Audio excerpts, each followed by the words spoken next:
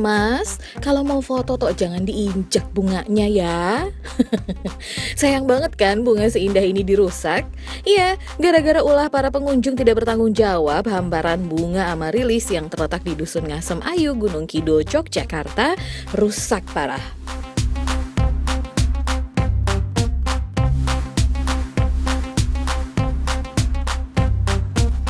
Ya pemirsa, tepat di penghujung tahun 2015 lalu, kawasan Gunung Kidul ini ramai diperbincangkan di media sosial karena tumbuhnya bunga amarilis yang tumbuh hanya dalam 1 tahun sekali. Nah, untuk itu banyak warga setempat dan juga wisatawan berdatangan nih untuk mengabadikan momen langka ini. Namun sayang, cara mengabadikan momen langka ini dengan cara menginjak bunga yang ada di sini. Untuk itu, warga setempat mulai melakukan pembenahan agar tidak terjadi hal yang serupa di tahun ini. Kan yang sudah rusak kemarin sudah saya ganti, sudah saya cangkul, kemudian sudah saya ganti ini umbi-umbinya, kemudian untuk agar nggak rusak kembali itu saya bikin sekat-sekat untuk lewat orang-orang yang mau foto.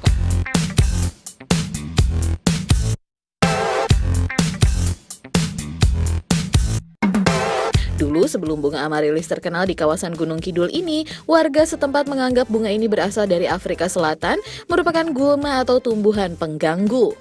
Namun beberapa warga justru mencoba untuk memanfaatkan bunga ini menjadi tanaman hias halaman rumah.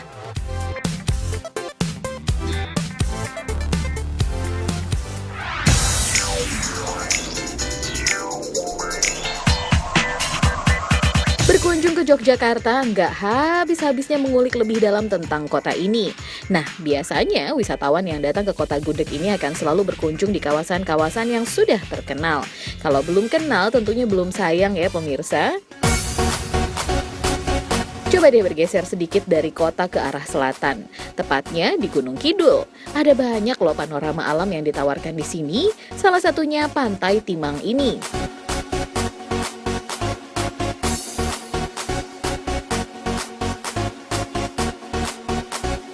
Gimana, indah banget kan pemandangan sekitar Pantai Timang ini?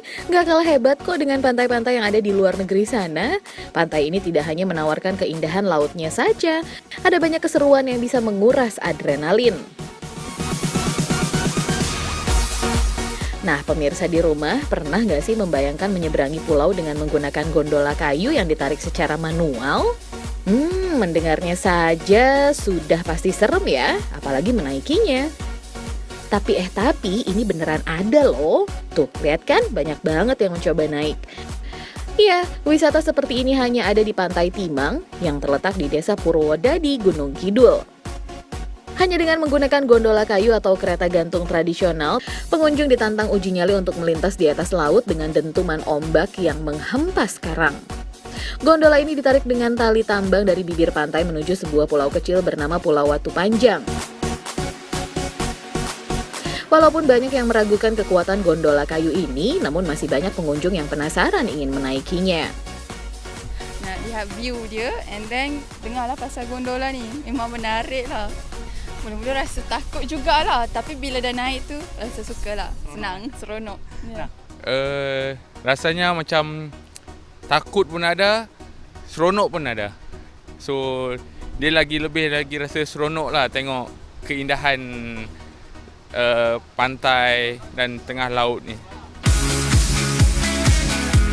Memang penggunaan tali tambang menurut warga setempat lebih kuat melawan korosif dari air laut jika dibandingkan dengan seling yang terbuat dari besi atau baja. Dulunya untuk menyeberang menggunakan kereta gantung ini gratis, namun melihat potensi yang ada, warga setempat mulai mengkomersilkannya. Untuk sekali menyeberang, warga mematok harga sebesar Rp150.000. Lumayan mahal sih, namun harap dimaklumi untuk menaiki kereta gantung ini diperlukan tenaga yang banyak serta keahlian khusus. Dijamin deh pengalaman yang didapat lebih berharga dari nominal uang yang dibayarkan. Nah pemirsa, kali ini saya mau menyeberang ke Pulau Timang. Nah penasaran karena saya harus naik gondola secara tradisional. Ini dia nih gondolanya nih.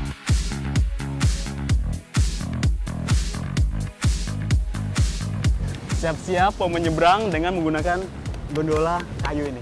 Oke, saya ke sana ya. Oke, Mas. Woo!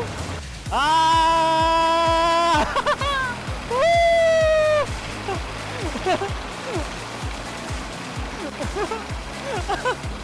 Wah, pemirsa, memang wisata kali ini benar-benar memacu adrenalin saya. Nah, lihat, saya harus menyeberang dari sana ke sini, itu sekitar 100 meter dengan menggunakan gondola kayu tradisional ini.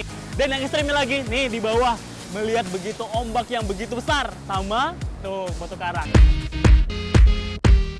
Memang gondola kayu yang ada di Pantai Timang ini bukanlah fasilitas penunjang wisata yang disediakan oleh pemerintah Gunung Kidul. Wahana ini sebenarnya adalah alat transportasi yang biasa digunakan nelayan setempat untuk berburu lobster sebagai mata pencaharian utama mereka sejak tahun 97. Ya, nelayan lobster di Pulau Timang ini membutuhkan nyali yang cukup besar untuk menyeberang dengan menggunakan gondola dari kayu. Apalagi dulunya gondola ini tidaklah sebagus sekarang, jadi wajar banyak yang beranggapan profesi ini sebagai profesi yang ekstrim. Nah, ini salah satu kegiatan warga Tepus Proda di Gunung Kidul. Kebiasaan ini adalah namanya nangkap ya, Pak?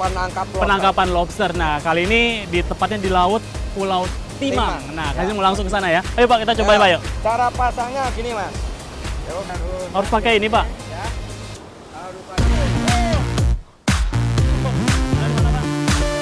Tuh, buktinya para nelayan harus turun di bibir karang untuk melempar jala tanpa menggunakan peralatan pengaman lengkap. Nah, jala yang dilempar tadi tidak langsung dapat hasilnya ya, harus menunggu keesokan harinya. Pak, yang dilempar kemarin sore itu sudah ada belum udangnya, Pak? Nah, rata-rata lobster yang ada di perairan Pulau Timang tergolong ke dalam lobster batu atau rock lobster. Memang lobster jenis ini senang berada di daerah berbatu karang dan pantai berombak dengan kedalaman laut berkisar dari 1 sampai 4 meter.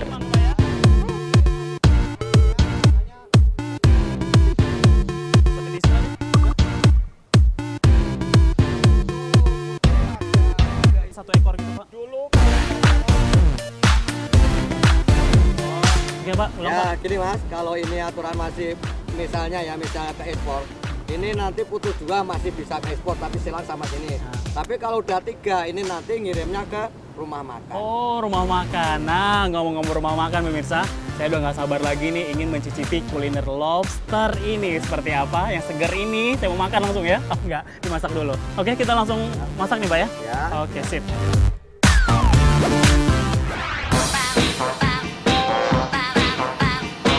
Duh, siapa sih yang tidak tergoda dengan menu yang satu ini? Iya, hidangan laut ini tentunya mampu menggugah selera Anda di rumah. Dengan memiliki kandungan vitamin tinggi, lobster tentunya menjadi salah satu makanan mahal, apalagi yang baru ditangkap seperti ini.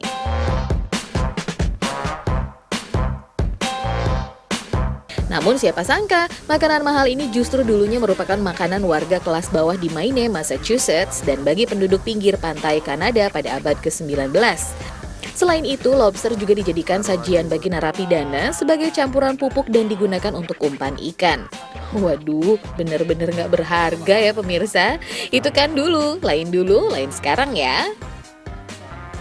Kini lobster merupakan salah satu menu yang dianggap cukup mewah dan mahal yang disajikan pada restoran-restoran berbintang dengan berbagai macam jenis masakan. Nah, bagi pecinta hidangan laut tentunya harus tahu ya cara memasaknya. Nggak asal-asal aja. Yang harus diperhatikan saat memasak lobster ini adalah bagian cangkangnya. Karena bagian kepala hingga ekor merupakan tempat menempelnya daging dan di dalamnya terdapat zat yang mampu memberi cita rasa pada masakan, serta dapat mempertahankan kualitas dagingnya.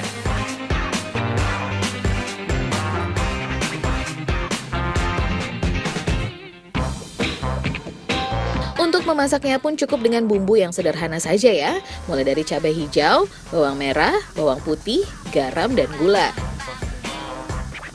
Semua bahan dihaluskan dan ditumis hingga matang, lalu masukkan primadonanya yaitu lobster yang telah dibersihkan. Sedangkan untuk penyajiannya pun beragam, bisa dengan nasi atau salad sesuai selera ya.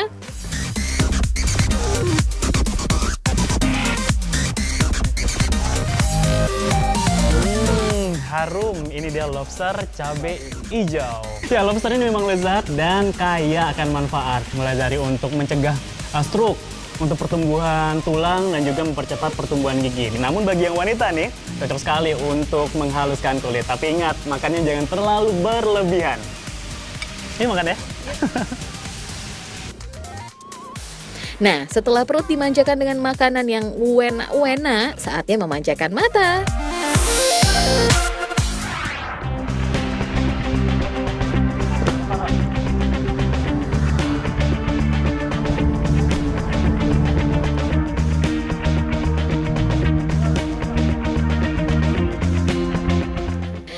Masa menyusuri sungai menggunakan perahu karet?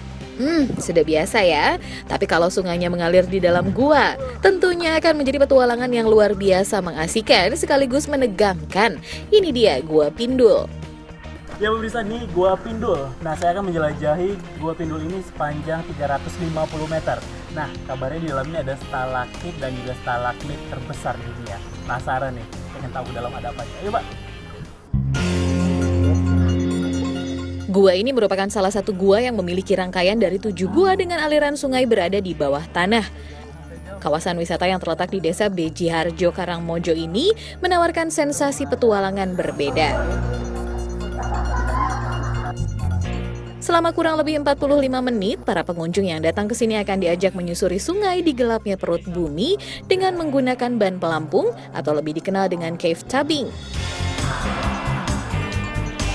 Sebagai gua yang memiliki stalaktit terbesar di dunia nomor 4 ini memiliki kedalaman air sekitar 5 hingga 12 meter. Penyelusuran Gua Pindul ini terbagi dalam 3 zona. Zona terang, remang, dan zona gelap. Sudah pasti menegangkan ya. Di sini pengunjung dapat merasakan sensasi menyusuri sungai di dalam gua dalam kegelapan yang berhiaskan stalaktit dan stalagmit yang indah dengan panjang sekitar 350 meter. Tuh lihat, banyak banget ya stalaktit dan stalagmit di dalam gua ini. Stalaktit adalah sejenis mineral sekunder yang menggantung di langit-langit gua kapur, sedangkan stalagmit merupakan bantuan yang terbentuk di lantai gua, berasal dari hasil tetesan air di langit-langit gua.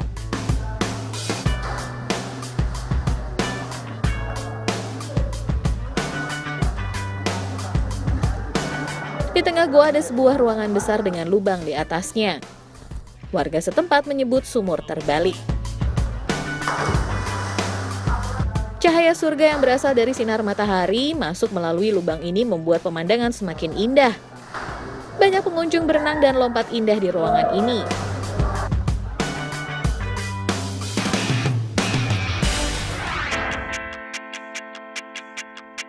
Berbeda lagi dengan Gua Sriti, penelusuran gua ini dapat dikatakan sebagai penelusuran gua ekstrim. Gua Sriti termasuk jenis gua basah karena di dalamnya mengalir sungai yang cukup deras. Tuh lihat, ekstrim banget kan? Untuk menyusuri ke dalam gua ini harus berjalan dalam air dengan kedalaman mencapai dada orang dewasa. Itu sebabnya ya, harus dilengkapi peralatan renang seperti ini. Tantangan selanjutnya adalah palung pintu yang sangat sempit. Semua kesulitan itu rasanya terbayarkan kok dengan keindahan di dalamnya. Namun yang perlu diperhatikan adalah stamina dan mental yang kuat karena di dalam gua ini dipenuhi air dan dikelilingi stalaktit dan stalagmit sehingga harus menguras tenaga ekstra.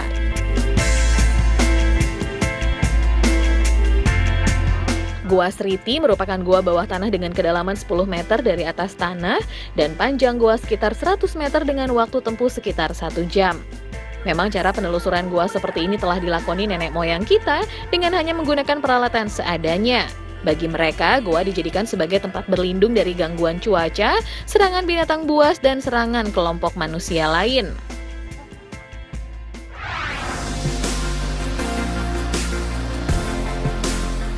Jika Gua Pindul mendapat gelar sebagai gua yang memiliki stalaktit besar nomor 4 di dunia, nih ada juga gua yang mendapat gelar sebagai induk atau ibu dari segala gua yang ada di dunia, bernama Gua Esa Ala.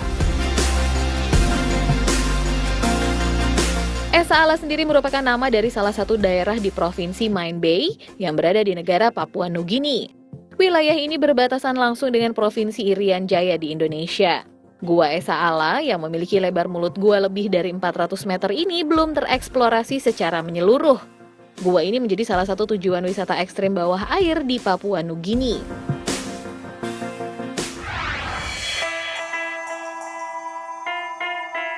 Setelah ini ada lebah seukuran semut. Penasaran? Jangan kemana-mana, tetap saksikan dulu sekarang.